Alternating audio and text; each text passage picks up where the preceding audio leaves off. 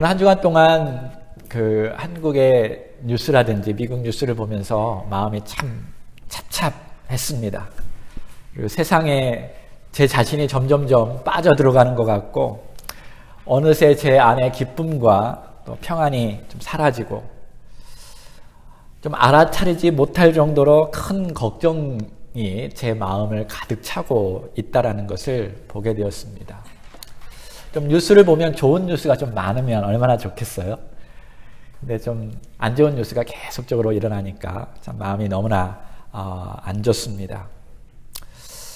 점점 불안하고요. 마음 가운데 그 기쁨이 좀 사라지는 것들을 많이 느끼게 되었습니다. 그러면서 제가 느끼는 것은 우리가 보는 것에 의해서 우리의 마음의 상태가 변한다라는 것을 제가 느꼈습니다. 그래서 무엇을 듣고 무엇을 보느냐에 따라서 내 마음이 어떤 상태로 변하는지 보여지더라고요.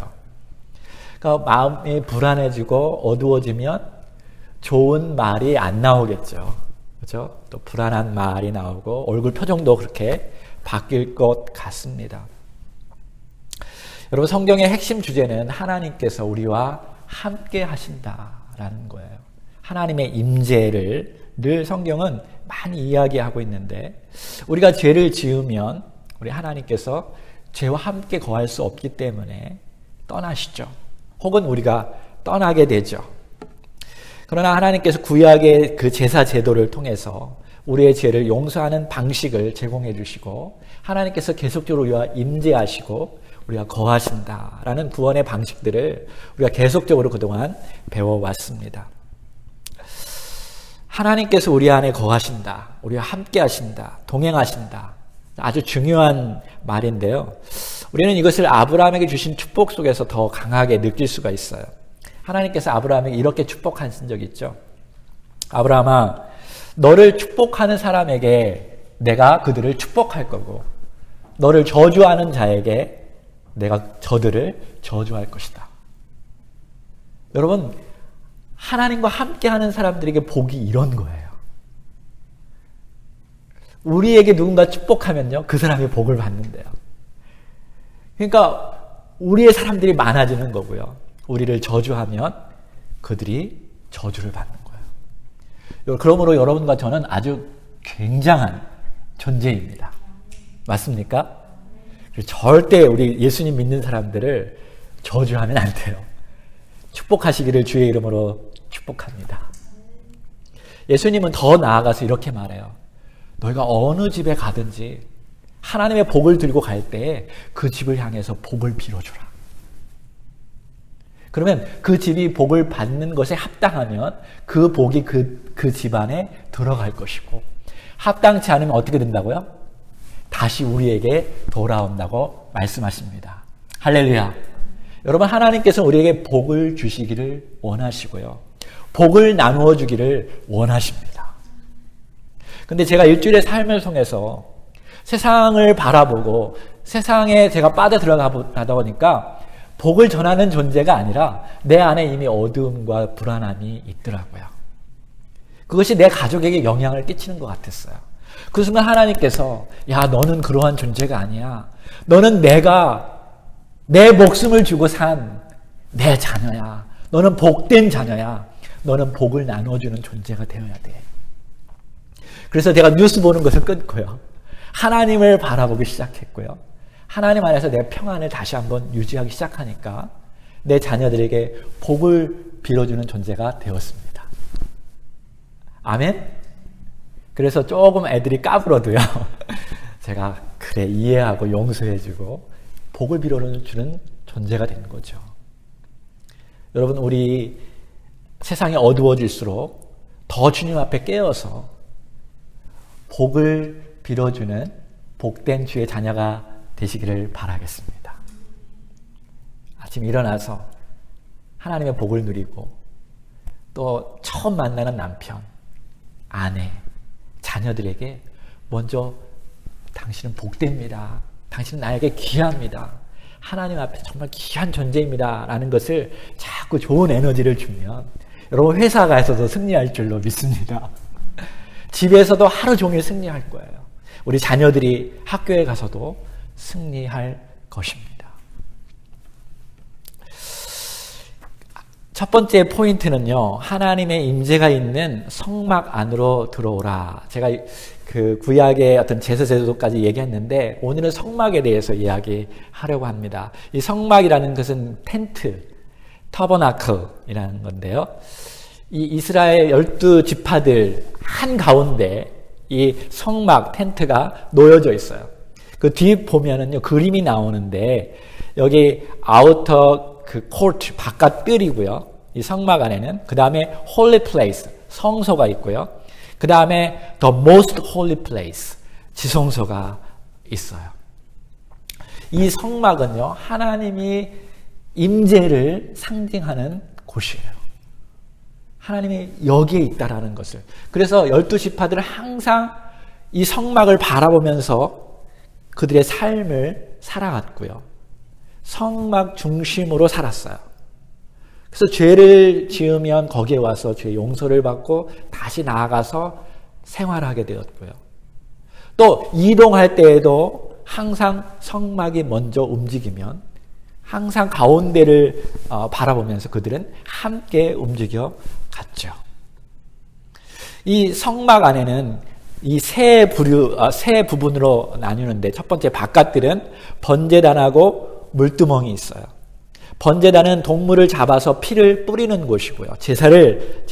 번제를 드리는 곳이고요. 그 다음에 물두멍이 있는데 제사장이 손을 씻는 곳입니다. 그리고 나서 성소 안으로 들어가죠. 성소 안에는 다시 그림을 보면 여기 금 촛대가 있죠. 촛대에 보면 7개의 초가 있어요. 이것은 신약에 와서는 성령님을 상징하죠. 세븐은 완전한 수를 이야기하고 성령님을 상징하고 또 성령님이 역사하는 교회를 또 상징으로 말해주고 있습니다. 그래서 교회는 이렇게 성령의 불, 말씀의 불이 항상 타올라야 되겠죠. 그 맞은편에는 떡상이 있어요. 떡이 놓여져 있는데요. 여기에는 예수 그리스도의 몸을 신약에서는 상징하고 있고요. 또 하나님의 말씀을 상징하고 있어요. 그래서 여러분이 떡을 하면 항상 예수님의 몸, 예수님의 말씀, 하나님 그 문 자체를 상징한다라는 것을 이해하면 좋겠어요. 이것은 우리를 살리는 것입니다. 아멘입니까? 네. 세상의 떡이 살리는 게 아니라 예수 그리스도의 몸이 우리의 몸과 영혼을 살리십니다. 우리는 예수 그리스도의 몸, 그 말씀이 절실히 필요하죠. 그 다음에 여기 가운데 있는 게 분향단이에요. Art of Incense, 향기가 올라가는 건데 이것은 신약에 와서는 우리 크리스찬들이 기도하는 것을 상징하죠. 그래서 하나님께서 성도들의 기도를 들으시고 응답하시는 것을 이야기하고 있어요. 그러니까 영적인 교류를 말해주고 있어요. 우리가 하나님과 내적으로 긴밀히 교제하는 것을 이야기하는데요. 여러분이 레위기서나 이런 걸 보면 이 분향단에 불이 있는데요. 이 불은 아무 불이나 써서는 안 돼요. 하나님께서 정하신 불로 하셔야 돼요. 다시 말해서 여러분, 우리가 드리는 기도는 하나님의 뜻에 합당한 기도를 드려야 합니다. 내 욕심대로, 내 마음대로 기도를 드린다고 해서 하나님이 응답해 주는 게 아니라 하나님의 마음에 합당한 기도를 드릴 때 하나님께서 우리 기도를 들어주시는 거죠. 하나님께서는요, 이 성소 안에 우리가 들어오기를 원하셔요. 여러분 안에 이 세 가지가 있습니까? 여러분 안에 성령님께서 여러분을 지금 인도해 주시고 빛 가운데서 인도해 주시나요? 이 촛대는요, 항상 이 떡을 향해서, 말씀을 향해서 비추어줘요. 그래서 말씀을 볼 때 성령님께서 우리 안에 역사하셔서 깨닫게 하시고, 하나님 기억나게 하기도 하시고, 또 죄를 깨닫게 하기도 하시고, 하나님 앞에 자꾸 나가도록 만들어 주시죠. 그래서 결국 우리가 하나님께 기도하게 되고, 회개하게 되고, 또 하나님을 의지하게 되고 신뢰하게 되고 믿음이 생기게 되고 또 기쁨이 생기게 되고 이런 하나님과 교류하는 곳이 이 성소인데 여러분 안에 이 세 가지 부분들이 있는지 살펴보아야 돼요. 매일의 삶 속에서. 세상은 자꾸 이것을 없애버리려고 하는데 우리는 자꾸 이것을 우리 안에서 계속 살아나도록 해야 합니다. 그 다음에 더 들어가서 여기 휘장이 있는데 그 천이 있고요. 거기를 지나가서 지성소가 있는데 Ark of Testament 이렇게 나와 있는데요. 한국말로 언약궤라고 부르기도 하고 법궤라고 부르기도 하고 속죄하는 속죄소라고 부르기도 합니다. 근데 이 언약궤는 금으로 입혀져 있어요. 그것은 하나님의 언약은 바뀌지 않는다라는 것을 말해주고 있어요. 상징적으로. 아멘? 예, 우리는 자꾸 약속을 깨트리지만 하나님은 절대로 깨트리지 않는 분이십니다. 그래서 우리가 하나님을 의지하면 언약이 회복될 수 있는 거죠. 이 법궤 안에 언약궤 안에는 십계명이 있어요. 하나님께서 모세에게 주었던 십계명 돌판이 놓여져 있고요. 그러니까 하나님의 말씀, 계명이 있고요. 그 다음에 광야에서 이스라엘을 기적적으로 먹였던 만나 항아리가 있어요. 그리고 하나님의 생명의 징표인 아론의 쌍난 지팡이가 있습니다. 여러분 하나님의 임재 안에 여러분 죽은 자도 살리는 놀라운 능력이 있는 줄 믿으시기 바랍니다. 하나님의 임재 안에 우리를 살리는 말씀이 있고요. 하나님의 말씀은 변하지 않는 영원한 말씀이에요. 그리고 나서 이 언약궤 위에 속죄소가 있는데요. 이렇게 양 날개가 있는 그 한가운데 거기에 피를 뿌리는 곳이거든요. 그것이 영어로 지난번에 배웠죠. Atonement. 하나님과 우리가 하나 되게 하는 그곳입니다. 하나님의 임재가 있는 그곳이죠. 신약에 와서는 이것은 예수 그리스도 그분 자체를 상징하고 있습니다. 그분이 우리의 언약이 되시고요. 말씀이 되시고요. 우리를 살리시는 만나가 되십니다. 여러분 예수님 안에 다시 살아난 놀라운 신비가 있는 줄로 믿습니다. 하나님께서 이러한 것들을 통해서 이스라엘 백성과 함께 하시고요. 오늘날 우리에게도 이러한 방식으로 하나님께서 우리와 함께 하시고 우리를 살리시고 회복시키시고 거룩하게 하십니다. 근데 구약에 보면 아주 어처구니 없는 내용이 나오는데요. 우리가 계속적으로 제가 배웠는데 하나님께서 엄청난 능력으로 이스라엘 백성들을 애굽에서 구출해내서 홍해 바다를 통과했고 광야로 가면서 하나님의 기적적으로 만나도 주셨죠. 그죠? 또 아무것도 없는 사막 가운데서 물을 또 터뜨려서 그들을 공급해 주었고요. 불기둥, 구름기둥으로 그들을 인도해 주셨어요. 하나님의 상상할 수 없는 기적, 미라클들을 그들은 보게 되었는데요. 모세가 시내산으로 올라가서 십계명을 받기까지 40일이 걸렸어요. 그 42일 동안 하나님의 임재가 백성들 가운데 없었던 거죠. 왜냐하면 모세를 통해서 하나님이 역사하셨기 때문에. 그런데 놀라운 것은 하나님의 임재가 없는 그때에 사실은 있었죠. 그들은 자신들을 위한 우상을 만들기 시작했다라는 거예요.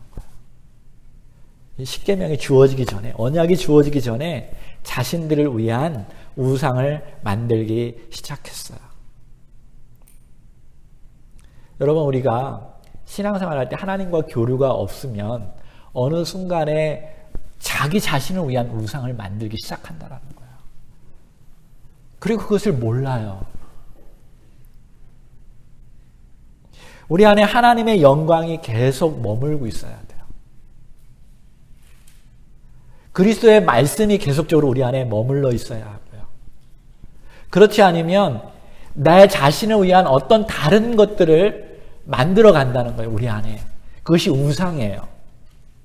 구약에는 겉으로 보여지는 어떤 아이돌을 만들었다면 신약에서는 보이지 않는 자기 자신을 위한 어떤 신을 만들어 간다는 거예요. 그것이 쾌락의 신이 될 수도 있고요. 물질의 신이 될 수 있고요. 하나님이 아닌 다른 어떤 것을 내가 더 사랑하는 그런 신들을 만들어가는 거죠. 그래서 하나님보다 그것을 더 좋아하고 하나님보다 그것을 더 많은 시간을 투자하는, 그래서 영적인 세계에는 무감각해지고 세상에 있는 것들에 대해서는 내가 너무나 푹 빠져가는 것이 바로 우상입니다. 왜냐하면 여러분과 저는 저의 삶의 모든 근본적인 체제와 장소는 이곳이 아니라 영원한 하나님의 나라인 것을 믿으시기 바랍니다. 우리 그걸 고백하잖아요. 우리가 영원히 살 곳은 여기가 아니라 하나님의 나라예요. 그래서 여기에 너무 푹 빠져 있으면 안 돼요. 그래서 자신을 위해서 우상을 만들지 말라라고 했죠. 근데 그들은 금송아지를 만들어 놓고 하나님이 아닌 자신들을 위한 어떤 신을 섬기기 시작했어요. 그때 하나님께서 진노하셨죠. 너무나 어처구니 없는 거죠. 불과 몇 개월 만에 하나님이 아닌 다른 신을 섬기기 때문에. 그래서 그 순간에 3,000명이 죽었어요. 그리고 나서 백성들은 하나님을 향해서 떨기 시작했죠. 하나님의 임재가 너무 무서운 거예요. 이처럼 우리의 죄의 성향은요, 하나님께 가까이 가지 못하도록 만들어 놓는 게 있습니다. 근데 출애굽기 33장에 보면 하나님은 이스라엘에게 주실 약속을 다시 재확인시켜줘요. 하나님의 언약은 변치 않죠. 약속을 항상 지켜가신다고 그래요. 근데 그 내용이 살짝 바뀌는 것을 봅니다. 한번 볼까요? 출애굽기 33장 1절 3절에 보면 여호와 하나님께서 모세에게 말씀하시되 너는 내가 애굽 땅에서 인도해낸 백성과 함께 여기서 떠나서 내가 아브라함과 이삭과 야곱에게 맹세하기를, 하나님이 약속하셨죠. 이삭과 야곱에게 맹세하기를 내 자손에게 주마한 그 땅으로 올라가라. 가나안 땅으로 모세야 너는 백성들 데리고 올라가라. 3절에 너희로 젖과 꿀이 흐르는 땅에 이르게 하려니와, 다 함께 읽겠습니다. 시작. 나는 너희와 함께 올라가지 아니하리니 너희는 목이 곧은 백성인즉 내가 중도에서 너희를 진멸할까 염려함이라 하시니라. 하나님의 갈등을 여러분이 여기서 볼 줄 알아야 돼요. 하나님이 약속하셨으니까 약속을 지켜야 하는데 이스라엘 백성들은 하나님과의 약속을 깨고 자꾸 죄를 범하는 거예요. 그러면 어떻게 돼요? 하나님은 죄와 함께 올 수 없으니까 그들을 다 멸망시킬 수밖에 없어요. 그러면 약속을 못 지키잖아요. 이게 하나님 안에 있는 갈등인 거죠. 아이러니죠. 하나님 무엇을 우리에게 말씀하십니까? 그래, 내가 언약은 지키니까 너희는 가, 복을 누려라. 근데 나는 너희와 함께하지 않겠다. 어쩌면 오늘날에도 하나님 이렇게 말씀하실 수 있어요.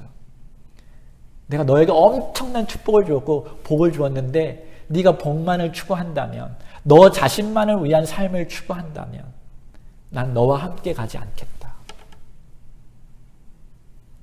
나를 반영하게 하고 내가 원하는 세상을 만들어 가야 하는데 너는 여전히 너 자신만을 위한 삶 속에 푹 빠져 있구나. 근데 여기 모세는 어떻게 이 말씀에 반응하는가? 저는 여러분과 제가 모세처럼 반응했으면 좋겠는데요. 출애굽기 33장 15절 16절입니다. 다 함께 읽겠습니다. 시작. 모세가 여호와께 고하되 주께서 친히 가지 아니하시려거든 우리를 이곳에서 올려보내지 마옵소서. 나와 주의 백성이 주의 목전에 은총 입은 줄을 무엇으로 알리이까? 주께서 우리와 함께 행하심으로 나와 주의 백성을 천하 만민 중에서 구별하심이 아니니까. 뭘 말해요? 하나님이 우리와 함께하지 않는다면 나 그거 가지 않겠습니다. 그 복을 누리지 않겠습니다. 광야도 좋으니까 이 사막도 메마른 이 땅도 나를 괴롭게 하는 이곳도 좋으니까 하나님 복을 다 거두어 주십시오. 여러분은 무엇을 선택하겠습니까? 하나님이 계신 그곳을 선택하기를 원하십니까? 아니면 복을 따라서 하나님이 없더라도 그것을 추구하며 살아가시겠습니까? 하나님, 내가 복에 너무 빠져있고 거기에 너무 집중해 있다면 주님 용서해 주십시오. 다시 한번 주님과 함께하는 삶이 나에게 큰 기쁨입니다. 비록 여기에 주님께서 여기에서 나를 바꾸기를 원하시고 여기에서 여전히 나를 회복시키기를 원하신다면 내가 이 고난을 여전히 거쳐가기를 원합니다. 이런 고백이 우리 안에 있기를 소망합니다. 그것이 무엇이든. 세 번째, 우리 예수 그리스도께서 성막이 되어셔서 우리 안에 거하십니다. 이게 신약의 가르침인데요. 구약은 그림자라면 신약은 실체죠. 그 실체가 이 땅에 내려오기 시작했어요. 그것을 요한복음의 요한이 그것을 바라보고 이렇게 얘기하죠. 오늘 읽었던 말씀인데요. 이 말씀이 육신이 되었다. 이 말씀은 하나님을 상징하고 있죠. 하나님께서 육체가 되었다. 예수 그리스도를 말하고 있어요. 그래서 우리 가운데 거하시네라고 말하고 있는데요. 이 거한다라는 말은 문자적으로 천막을 친다라는 말이에요. 히브리어로 오엘이라는 단어는 장막을 친다라는 의미인데 그것을 헬라어로 번역해서 이렇게 말했던 거죠. 다시 말해서 지금 장막이 구약에서 말했던 하나님의 임재를 상징하는 그 장막이 이 땅에 내려왔다라는 거예요. 그 장막이 누구를 말하냐면 바로 예수 그리스도를 상징으로 말해주고 있어요. 우리는 요한이 바라보고 있는 예수 그리스도를 바라보아야 돼요. 그 예수 그리스도가 하나님의 임재가 있는 하나님의 영광으로 충만한 예수 그리스도를 바라보아야 합니다. 그분 안에 여러분 은혜가 충만히 있고요. 진리가 충만히 거합니다. 그분 안에 들어가야만이 우리의 죄와 우리의 죄성이 완전히 해결될 수 있음을 믿으십시오. 예수 그리스도의 그 보혈의 그 능력이 우리를 깨끗게 하십니다. 그래서 하나님의 임재 가운데 들어가게 하시고 그 임재 안에서 예수님의 그 은혜와 진리가 우리 안에 충만히 들어오게 되는 거죠. 여러분 매일의 삶 속에서 어떤 것들이 자꾸 세상의 어떤 것들이 우리를 자꾸 끌어들이고 우리를 불안케 하고 순간적인 쾌락을 줄 수 있지만 정말 영원한 만족을 주지 않는 것이 있다면 여러분 그럴 때마다 자꾸 주님을 더 깊이 들여다보는 시간이 되기를 소망합니다. 우리 아이들이 가끔 저를 보면서 아빠 우리들한테 셀폰을 보지 말라고 하면서 아빠도 왜 이렇게 셀폰을 집중하면서 보냐고 얘기할 때가 있어요. 여러분 우리가 오늘 특히 일주일에 한 번 정도 정말 이 한 시간 정말 주님 앞에 집중해서 그리스도를 바라봐야 할 줄로 믿습니다. 그리고 하나님의 은혜를 정말 우리 안에 충만히 거하게 해야 되는 거예요. 주님은 우리에게 은혜를 베풀기를 원하시고 그 충만한 은혜를 우리에게 나눠주기를 원하십니다. 그래야만이 우리가 주님의 복을 가지고 세상에 나눠줄 수 있잖아요. 아멘?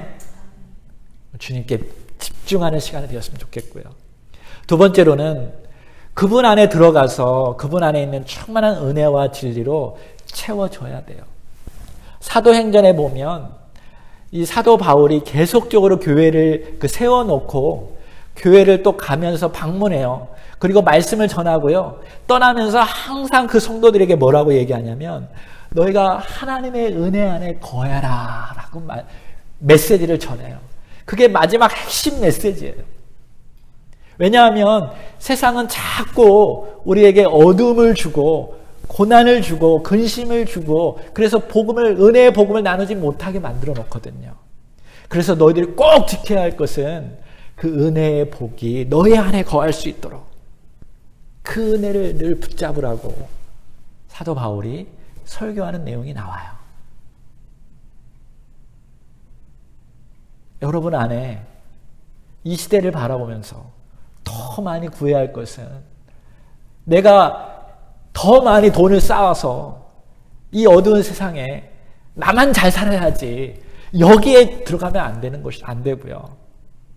정말 이들에게 정말 필요한 복음, 이들을 내면에서 영원까지 살릴 수 있는 그 능력의 복음이 내 안에 충만히 있어서 내 가족을 살리고 내 이웃을 살리는 그러한 은혜의 존재가 되는 그런 기도를 드리고 그런 삶이 되어야 할 줄로 믿습니다.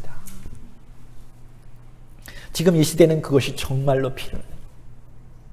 그래서 이번 한 주간 동안에 여러분 꼭 은혜를 붙잡고 그리스도의 진리 가운데서 우리의 가족부터 내 주변에 있는 사람들부터 그 채워가는 우리 성도가 되기를 소망합니다. 세 번째로는요. 우리가 가운데 거하시는 그리스도 안에 함께 지어져 가야 돼요. 고린도전서 6장 19절에 보면 우리가 성령님의 성전이라고 말해요. 성막, 하나님의 임재하는 것이 우리 안에 있다라는 거예요.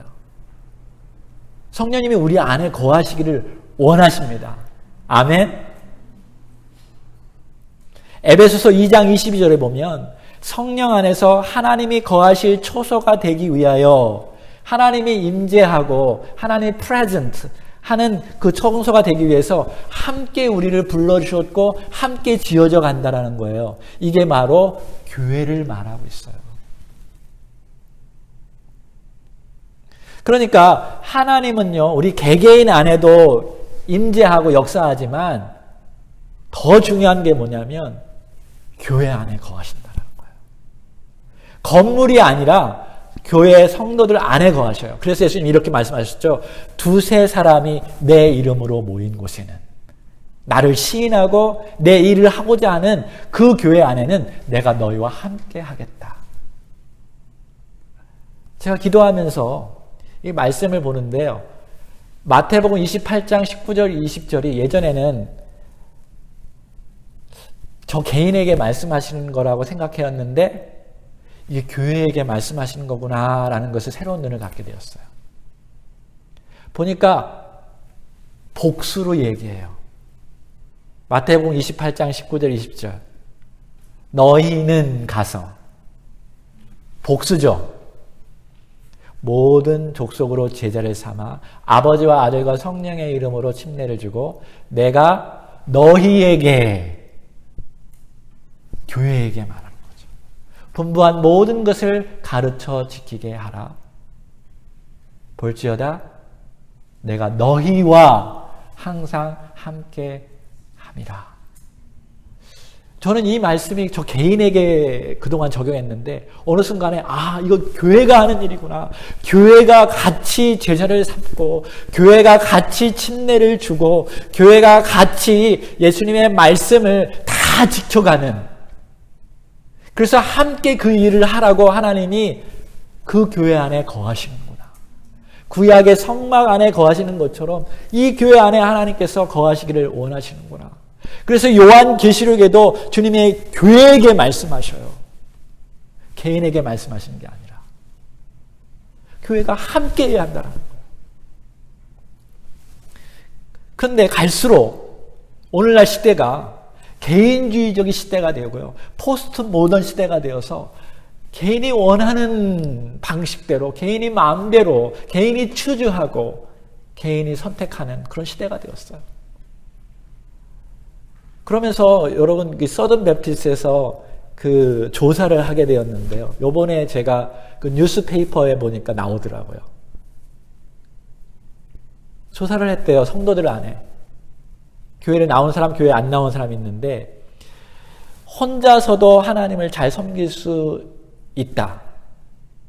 꼭 교회를 가지 않아도 나는 하나님을 잘 섬기고 있고 하나님 안에서 만족한다. 이런 수많은 사람들이 그것을 인정한다라고 말한다라는 거예요. 근데 저는 거기에 동의하지 않아요. 하나님께서 왜 교회를 만드셨을까요?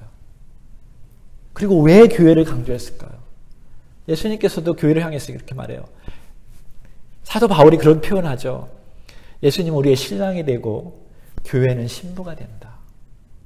그래서 교회를 위해서 죽었고 교회는 신부가 신랑을 하듯이 예수님께 대해야 한다.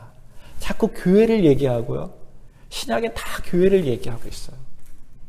그것은 뭐냐면 우리가 서로 함께 있어야만이 그리스도가 그 안에서 역사하고요.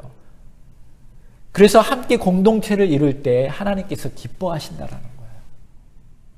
그리고 궁극적인 여러분 복음은 하나님과 우리가 화해가 되고 하나 되는 것만이 아니라 서로 화해가 되기를 하나님이 원하시는 거예요.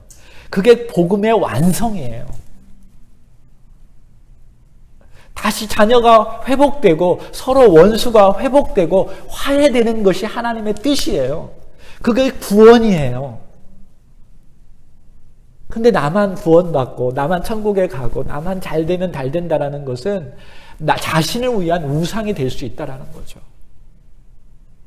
그래서 내가 너희를 위해서 포기한 것처럼 너희들도 서로 포기가 되어서 서로 감싸 안아주고 서로 용서하고 하나 되는 교회를 만들어 가야만이 진정한 구원을 이루는 교회가 되는 거예요.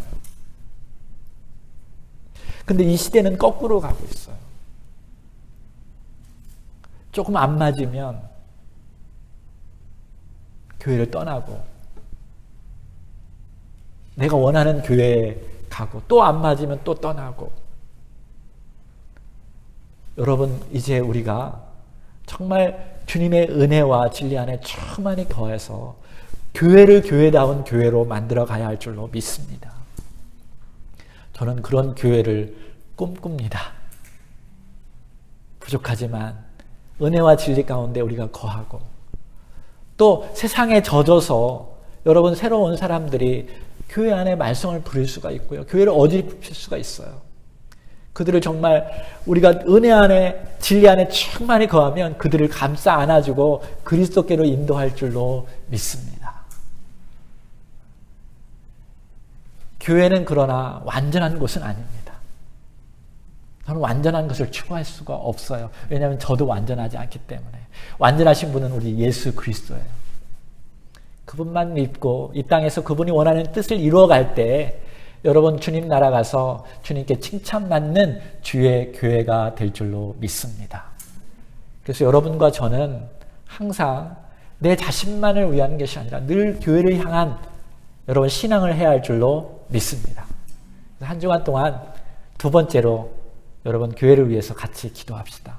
저는 여러분을 위해서, 여러분은 저를 위해서, 또 우리 교회가 자꾸 복음을 전하는 교회가 될 수 있도록 이웃을 살릴 수 있는 교회가 될 수 있도록 같이 기도하기를 원합니다. 우리 시간에 기도하겠습니다.